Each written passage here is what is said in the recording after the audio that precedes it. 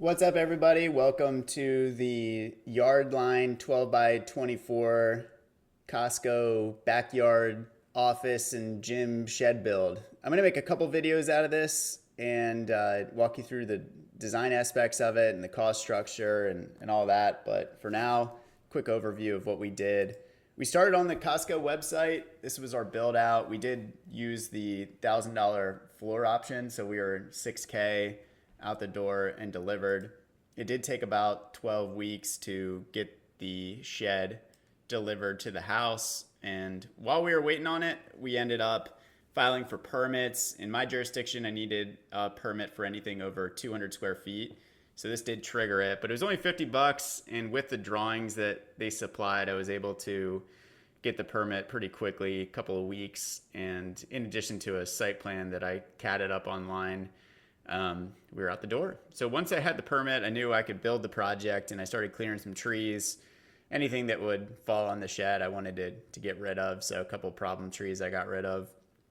Borrowed my neighbor's Kubota and moved a bunch of dirt to level out a pad. I ended up doing 1 foot extra in every side. So this is a 26 by 14 foot pad. I used 6 inches of 57 crushed gravel as the base in the interim while we were waiting on the shed to get delivered. Finally, delivery day comes. It just comes in these 3 pallets, which I was surprised everything was so small, but it was densely packed.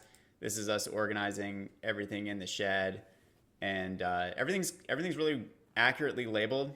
No cutting is required, and that held true throughout the duration of the project. First weekend, this is everything we were able to do in basically 2 12-hour shifts over the weekend. We were able to construct all the walls, the rafters, the floor joists, everything that we could basically prefab and keep in the garage. After we staged everything in the garage, we started bringing everything down to the construction site. The treated 4x4s that are like embedded in the crushed gravel do not come with the kit. So I had to buy those externally. They're just 12-foot 4x4 treated. And I embedded them in the 57 crushed gravel and leveled everything. So this was perfectly level and square prior to laying all of the floor joists, which do come included with the kit. So all those 2x4s are included with the kit. So started screwing everything down. This is how we were bringing everything down from the garage to the construction area, which kind of worked out well. It's my little trailer. Don't laugh. First wall going up. So one thing to note is that there is some versatility in where the big door can go and the small door and where all the windows can go. The configuration that I built actually wasn't included within the design, but with a little modification and thinking, you can move the studs around and the windows around and make it kind of how you want. So pretty versatile. And this is us starting to throw everything up. So 3 walls up. The long 24-foot walls are pretty difficult on your own. I was lucky to have my wife help me, and with just building them in two stages, basically in half, we were able to raise everything up and keep going. So the walls going up. This is the basic construction area. I constructed the walls without the plywood on it just for weight saving, and we ended up constructing, throwing up all the plywood wall material afterwards for the most part. Once the walls were sturdy, we started throwing up the rafters. I was happy to have my father-in-law there to help me out. This is definitely a 2-man job. Same with the roofing sheathing. This is a 45-degree pitch, so it's relatively steep. You can walk on it, but you often slide, and I tied myself in a lot of the time with a makeshift restraint.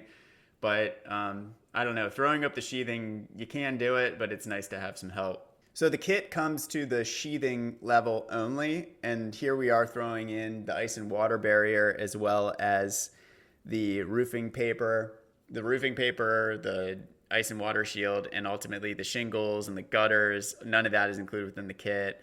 I'll go over more on how we selected that, how much, and what it costs in other videos. But here's us starting to throw it up again on a 45-degree pitch. This is pretty difficult, and I was happy to have some help for all this roofing stuff, which is a lot of ladder work. It took about 4 hours aside once we had the paper up to shingle everything, but we did do that in-house. So a lot of work.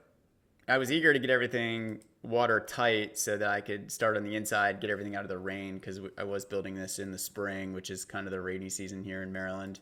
But now that we're watertight, starting to throw in the windows and the double doors, the single door going in. I was eager to get everything relatively watertight so I could start on electrical. I ended up borrowing my neighbor's Kubota to dig a nice deep trench to bury a 30 amp circuit. Again, I'll go into more detail into the electrical side of things and the design of everything in another video. But so here we are, electrical going in, doors are in, windows are in. One thing to note, everything in this image comes with the kit, so all of these shed windows do come with the kit, but I opted to install 2 additional, so I just got these from Home Depot and threw 2 additional windows in just to get a little more light in there. So window 1, window 2. This is just R13 standard insulation going in for a 2x4 wall, so we're all watertight inside, and now we're insulating. Electrical's done as well. And here's my crew starting to throw up some sheetrock. I am not a sheetrock guy, so ignore the quality with all of this. I do what I can.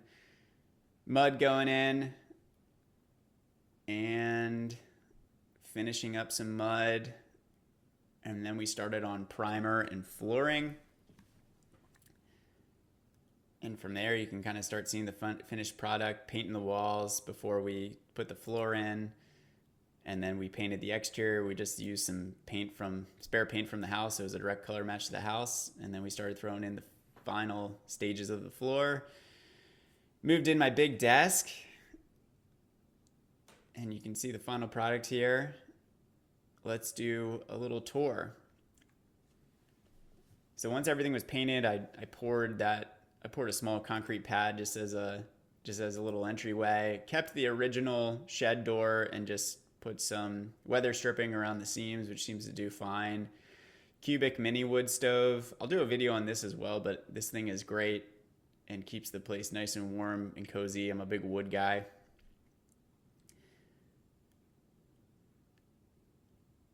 And all the gym equipment's down here as well, which freed up a lot of space in the house.